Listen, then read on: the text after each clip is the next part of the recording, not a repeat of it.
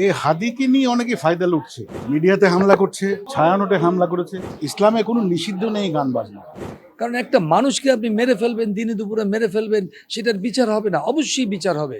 মানে মনে হচ্ছে যে রক্তক্ষরণ হয়েছে। আমি মনে হয় কখনো কারোর জন্য এভাবে কাঁদি নাই। আমরা চাই একটি সুন্দর দেশ, একটি শান্তিপ্রিয় দেশ, যেখানে মানুষ হাসবে, খেলবে, কথা বলবে। কিন্তু সেখানে মানুষ তার কথা বলতে গেলে খুন হয়ে যায়। সেখানে আসলে আমি মনে করি না যে এই দেশের মানুষ ভালো থাকার কথা। এটা আসলে অনেক কষ্টের এবং বেদনার। কারণ যে চলে যায় সে তো চলেই যায়, তার সাথে যারা থাকে, তার সাথে তার ফ্যামিলি যারা জড়িত থাকে, আসলে তারাই কষ্ট পায়, তারাই বুঝে আসলে সত্যিকার অর্থে কষ্টটা কি, বেদনাটা কি, সে তারা ছাড়া আর কেউ উপলব্ধি করে না। কারণ একটা মানুষকে আপনি মেরে ফেলবেন, দিনে দুপুরে মেরে ফেলবেন, সেটার বিচার হবে না? অবশ্যই বিচার হবে। আমি মনে করি এদেশে যারা এখন বর্তমানে দায়িত্বে আছেন তাদের উদ্দেশ্য বলবো যে আপনারা সঠিক সিদ্ধান্ত নিন এবং সঠিক বিচারটি করুন। পরবর্তী যারা আসবেন তাদের উদ্দেশ্য তো একই কথাই থাকবে যে আপনারা দেশের প্রত্যেকটা মানুষের, কারণ আপনারা একটি নাগরিক, আপনার একটি একটি ভোট দিয়ে কিন্তু যারাই আসবে ক্ষমতায়, যাদেরকে বসাবে, এই লোকগুলোই কিন্তু আপনাদেরকে ভোট দিয়ে বসিয়েছে। সুতরাং তাই সেই লোকগুলোর দায়িত্ব তো আপনাদের নিতেই হবে। সেই দায়িত্বের আলোক থেকে আমি বলবো যে আপনারা সঠিক সিদ্ধান্ত নেবেন এবং সঠিক বিচারটি করবেন। কারণ তাতে কি হবে, মানুষের ভিতরে একটা ভয় ভীতি কাজ করবে, মানুষ অন্যায় করার এবং অন্যায় করে পার পাওয়ার কোনো সুযোগ আসলে সে পাবে না। আমরা আসলে সুন্দর বাংলাদেশ চাই, শান্তি চাই, জীবনের নিরাপত্তা চাই। আমরা চাই না কোনো হাদি মরে যাক, কোনো যে কেউ। এখন এই হাদিকে নিয়ে অনেকে ফায়দা লুটছে, মিডিয়াতে হামলা করছে, ছায়ানোটে হামলা করেছে। এটা হামলাটা তো আসলে হামলা করলেই তো সব শেষ হবে না। আপনার কজনকে থামাবেন?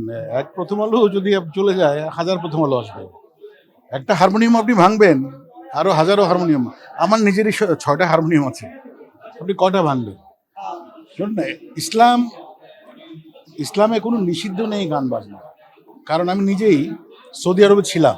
অ্যারাবিয়ানরা যদি গান করে, তুমি দুবাইতে যাও, কি র্যামডম মুজরা ডিস্কো চলছে। আমাদের দেশ তো ওই তুলনায় অনেক ভালো আছি, আমরা অনেক ধার্মিক। আমি মনে করি আমরা অনেক ভালো। গুলিতে যখন সে মানে আহত হলো, তখনই আমি ভিডিওগুলো দেখছিলাম। আমার মানে চোখ দিয়ে পানি চলে আসে। ও তো আমার আত্মীয় নয়। আমরা এজ এ হিউম্যান বিং সত্যি চোখ দিয়ে পানি চলে আসে যে একটা মানুষ কীভাবে গুলি করলো।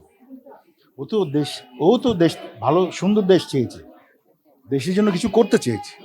এটা তো অপরাধ না। আমার খুবই খারাপ লেগেছে হাদি ভাইয়ের বিষয়টা। আমি একদমই মানতে পারছি না। আসলে সব থেকে মানে কি বলবো, আমি রাজনৈতিক ব্যাপারগুলো আমি খুব কম জানি, বা আমি রাজনৈতিক মানুষদেরকে একটু কম চিনি। আমি যেহেতু বিনোদনের মানুষ, বিনোদন নিয়ে সবসময় থাকি। সো হাদি ভাইকে আমি এর আগে এত চিনতাম না। সো উনি যেদিন গুলি খেলো তখন আমি ওনাকে নিয়ে অনেক রিসার্চ করলাম। এরপর ওনার বিপ্লবী যেই কবিতা, বিপ্লবী যেই কথাবার্তা, ওনার দেশের প্রতি যে একটা মায়া ভালোবাসা, ওনার প্রতিটা কথার মধ্যে কিন্তু দেশের প্রতি ভালোবাসা একটা গ্রাণ আছে। সো আমি এরপরে থেকে ওনার সত্যিকার আমি ফ্যান হয়ে গেছি। আমার ওনার প্রতিটা কথা, প্রতিটা ইন্টারভিউ আমি দেখেছি। ওনাকে নিয়ে আমি অনেক রিসার্চ করেছি। আমার মনে হয় না ওনার একটা ভিডিও বাকি আছে আমার দেখার। সো এরপরে থেকে আমি এই লোকটা না সত্যিকার অনেক ফ্যান হয়ে গেছি। আর আমার হৃদয় থেকে মনে হচ্ছে যে রক্তক্ষরণ হয়েছে। আমি মনে হয় কখনো কারোর জন্য এভাবে কাঁদি নাই। আমি নীরবে কান্না করেছি। আমি বলে শেষ করতে পারবো না। আমার রাজনৈতিক কোনো মানুষের জন্য আমার জীবনে কখনো চোখ দিয়ে একটা পানি বের হয় নাই। এই হাদি ভাইয়ের জন্য আমার নিজের চোখ দিয়ে আমি অশ্রু ঝরেছে। সো আমি দোয়া করি আল্লাহ তাকে বেহেশতে নাসিব করুক। ওনাকে আমরা শহীদ হিসেবেই মানি। আমি চাই যে আল্লাহ তাকে অনেক ভালো রাখবে, আর যারা ওনাকে খুন করেছে তার শাস্তি হবে। আমি বিশ্বাস করি এই পৃথিবীতেই সে শাস্তি পেয়ে যাবে। আল্লাহ দুনিয়ার শাস্তি মানুষকে দুনিয়াতে দেয়, এটা আমি বিশ্বাস করি।